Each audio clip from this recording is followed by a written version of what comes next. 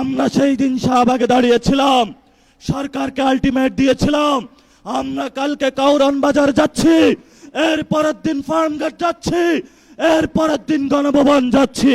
সরকার কর্ণপাত করে নাই। আজকে আমরা পল্টন মোড়ে দাঁড়িয়েছি। আপনাদের জানাশোনা থাকার কথা, ইলেকশনের পরে আমাদের 11 দলীয় জোটের প্রথম প্রোগ্রাম বাইতুল মোকাররমে হয়েছিল। আজকে আমরা আরেকটু এগিয়ে সেখানে প্রোগ্রাম করেছি।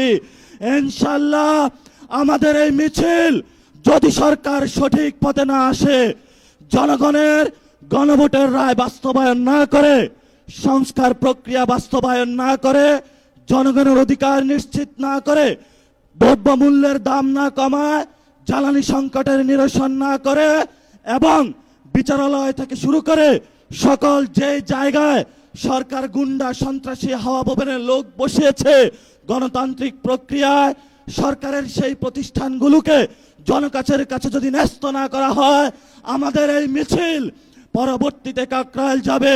এক এক করে সরকার যে পরিকল্পনা করছে বাংকার বানানোর জন্য, আমরা সেই বাংকারে গিয়ে উপস্থিত হয়ে বলবো বাংলাদেশ স্বাধীন। সেই স্বাধীনতার আওয়াজ দিয়ে আমাদের এই মিছিল চলবে, আজাদির সংগ্রাম চলবে। আপনারা দেখেছেন পার্লামেন্টে আমরা যেমন ডিসিপ্লিন, রাজপথ ডিসিপ্লিন। সরকারের প্রশাসনের ভাইদেরকে বলবো আমরা এখানে ডিসিপ্লিন কায়দায় আছি, ভবিষ্যতেও থাকবো। অতীতে যেই ধরনের জনহয়রানিমূলক প্রোগ্রামগুলোতে কোনো কর্মসূচি আপনারা বাস্তবায়ন করেছেন, সেইভাবে যদি কোনো কিছু করা হয় আপনাদের সাথেও আমাদের প্রতিহত হবে ইনশাআল্লাহ। আপনারা আমাদের ভাই যারা মিডিয়া পাড়ায় আছেন, আমরা জানি আপনাদের যারা মালিক বৃন্দ রয়েছেন অনেক জায়গায় গিয়ে তারা তাদের আত্মসমর্পণ করেছেন, কিন্তু যারা সাংবাদিক ভাইরা যারা আপনারা আজকে এখানে ক্যামেরা ধরে আছেন, যারা রিপোর্টিং করছেন, যারা স্টাফ রিপোর্টার আছেন, যারা বিভিন্ন নিউজে এক্সিকিউটিভ পদে আছেন, আপনারা কিন্তু কারো কাছে মাথা বিক্রি করেন না, এটা আমরা জানি।